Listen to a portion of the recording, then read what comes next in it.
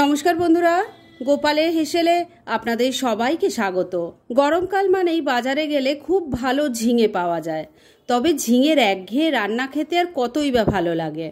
তাই আজকে আপনাদের সাথে শেয়ার করব ঝিঙের একদম ভিন্ন স্বাদের একটা রেসিপি, যা খুব কম সময় কম উপকরণে তৈরি হয়ে যাবে, অথচ গরম ভাতের সাথে খেতে অসাধারণ লাগবে। তাই চলুন আর সময় নষ্ট না করে রান্নাটা করে ফেলি। আজকে ঝিঙে দিয়ে দারুণ টেস্টি একটা নিরামিষ রান্না করব। তার জন্য আমি এখানে মটর ডাল নিয়েছি, এটা প্রায় 2-3 ঘন্টা জলে ভেজানো ছিল। এবার এটাকে বেটে নেব। ডালটা বেটে নেওয়ার জন্য মিক্সির জারটা নিয়ে নিয়েছি, এর মধ্যে এবার ভেজানো মটর ডালটা দিয়ে দিচ্ছি। এর সাথেই দিয়ে দিচ্ছি ছোট ছোট 2 টুকরো আদা, দিয়ে দিচ্ছি 2টো কাঁচা লঙ্কা। এবার এই ডালটা বেটে নেব, সেজন্য এর মধ্যে 1 চামচের মতো জল দিয়ে দিলাম। এবার এই ডালটা বেটে নিয়ে একটা মিহি পেস্ট তৈরি করে ফিরে আসছি। ডালটা ভালো করে বেটে নিয়ে বাটির মধ্যে নিয়ে নিয়েছি, আর এই ডাল বাটার থেকে আমি 1 চামচ মতো ডাল বাটা কিন্তু আলাদা সরিয়ে রেখে দিয়েছি, ওটা পরে রান্নায় কাজে লাগবে।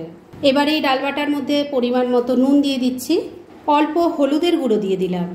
এবার খুব ভালো করে ডাল বাটাটার সাথে মিশিয়ে নিচ্ছি। ডাল বাটাটা নুন হলুদ দিয়ে খুব ভালো করে মেখে নিয়েছি। এবার এই বাটিটাকে আমি কিছুক্ষণের জন্য এক সাইডে রেখে দিচ্ছি, আর ওভেনে কড়াই গরম করে ফিরে আসছি।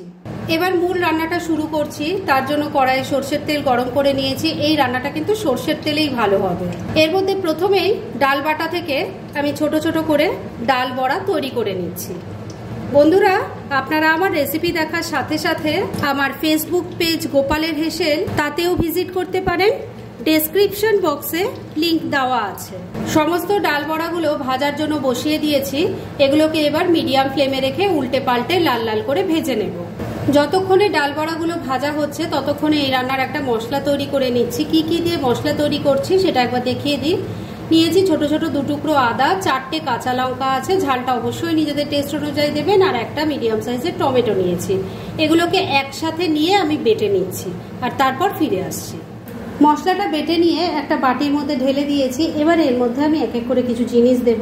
প্রথমে দিয়ে দিচ্ছি হলুদের গুঁড়ো, অল্প একটু কাশ্মীরি মির্চ পাউডার দিয়ে দিলাম, অল্প জিরের গুঁড়ো দিয়ে দিলাম, আর ডাল বাটাটা যে অল্প রেখে দিয়েছিলাম এই যে এটাও এর মধ্যে দিয়ে দিচ্ছি। এবার সবকিছু খুব ভালো করে মিশিয়ে নিচ্ছি। সবকিছু মিশিয়ে নিয়ে মশলাটা তৈরি করে নিয়েছি। এবার এই বাটিটাকে আমি এক সাইডে রেখে দিচ্ছি। মশলাটা তৈরি করতে করতে বড়াগুলো ভালো করে ভাজা হয়ে গেছে। এবার এগুলো তুলে নিচ্ছি। ডাল বড়াগুলো ভেজে তুলে নেওয়ার পর আমি সামান্য একটু তেল দিয়ে আবার গরম করে নিয়েছি। এর মধ্যে দিয়ে দিচ্ছি অল্প নুন, অল্প হলুদের গুঁড়ো দিয়ে দিলাম। এবার এর মধ্যে একটু আলুর টুকরো দিয়ে দিচ্ছি। আমি এখানে একটাই বড় সাইজের আলু নিয়েছি, সেটাকে খোসা ছাড়িয়ে লম্বা লম্বা টুকরো করে কেটে নিয়েছি। এবার আলুর টুকরোগুলোকে আগে একটু হালকা করে ভাজা ভাজা করে নিচ্ছি। মিনিট 2 সময় নিয়ে আলুর টুকরোগুলোকে হালকা করে ভাজা ভাজা করে নিলাম। এবার এর মধ্যে দিয়ে দেব একটু ঝিঙের টুকরো। আমি এখানে 2টো ঝিঙে নিয়েছি, ঝিঙের শিরগুলো শুধু ছাড়িয়েছি, তারপর একটু বড় বড় টুকরো করে কেটে নিয়েছি। আলুর সাথে ঝিঙেটাকেও মিশিয়ে নিচ্ছি। 3-4 মিনিট সময় নিয়ে আলু ঝিঙেটা ভাজা ভাজা করে নিয়েছি। এবার তৈরি করে রাখা মশলার পেস্ট দিয়ে দিলাম। মশলাটা দিয়ে দিয়েছি। এবার সবজির সাথে ভালো করে মিশিয়ে কষিয়ে নিচ্ছি। মিনিট 2 সময় নিয়ে মশলার সাথে সবজিটাকে ভালো করে কষিয়ে নিলাম। এবার এর মধ্যে গ্রেভির জন্য জল দিয়ে দিচ্ছি। বন্ধুরা, মনে করবেন না যে রান্নাটা শেষ হয়ে গেল, কেননা রান্নায় একটা তড়কা পড়বে, যেটা শেষ পর্যায়েই দিতে হবে, তাই একটু ধৈর্য ধরে সাথে থাকুন। মিক্সির জারটায় অনেকটা মশলা লেগেছিল, তার মধ্যেই জল নিয়ে দিয়ে দিলাম। ভালো করে মিশিয়ে নিচ্ছি। সবকিছু খুব ভালো করে মিশিয়ে নিয়েছি। এবার ফ্লেমটাকে লো আর মিডিয়ামের মাঝামাঝি রেখে ঢাকা দিয়ে 3-4 মিনিট রান্না করে নিচ্ছি।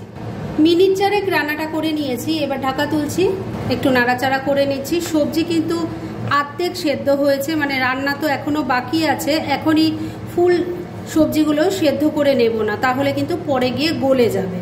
একটু নাড়াচাড়া করে নিয়ে এবার ডালের বড়াগুলো দিয়ে দিলাম, ভালো করে মিশিয়ে নিচ্ছি। আর মাঝে কিন্তু আমি ঢাকা তুলে 2বার নাড়াচাড়া করে দিয়েছিলাম, আর নুন মিষ্টিটা চেক করে নিয়েছিলাম। এবার ফ্লেমটা ওই একই রেখে মিনিট খানেক আবারও রান্নাটা করে নিচ্ছি। আর এই সময় পাশের ওভেনে আমি আরেকটা কড়াই গরম করে ফিরে আসছি। একদিকের ওভেনে কড়াইয়ের মধ্যে তরকারিটা ফুটছে আর আরেক দিকের ওভেনে আমি সামান্য একটু তেল দিয়ে গরম করে নিয়েছি। এবার এর মধ্যে দিয়ে দিচ্ছি অল্প 5 ফোড়ন, দিয়ে দিচ্ছি একটা তেজপাতা, একটা শুকনো লঙ্কা।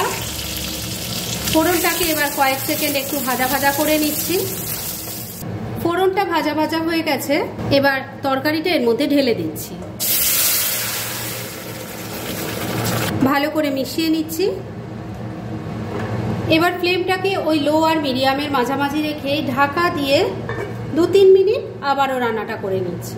মিনিট 3 আবারও রান্নাটা করে নিয়েছি। এবার ঢাকা তুললাম।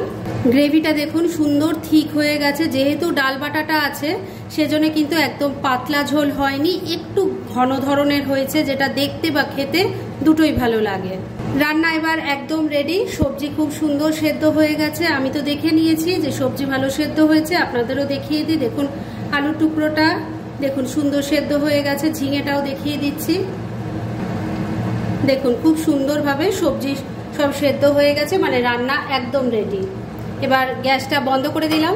এটাকে এবার মিনিট 2-এর জন্য স্ট্যান্ডিং টাইমে একটু ঢাকা রেখে দিচ্ছি আর তারপর সার্ভ করে আপনাদের দেখাচ্ছি। ফ্রেন্ডস, আমার আজকের এই ঝিঙের ভিন্ন স্বাদের দারুণ টেস্টি নিরামিষ রেসিপি একদম রেডি হয়ে গেছে এবং আমি সার্ভ করে দিয়েছি। ভীষণ ইজি একটা রেসিপি, খুব কম সময় কম উপকরণে এটা তৈরি হয়ে যায়, তবে খেতে অসাধারণ লাগে।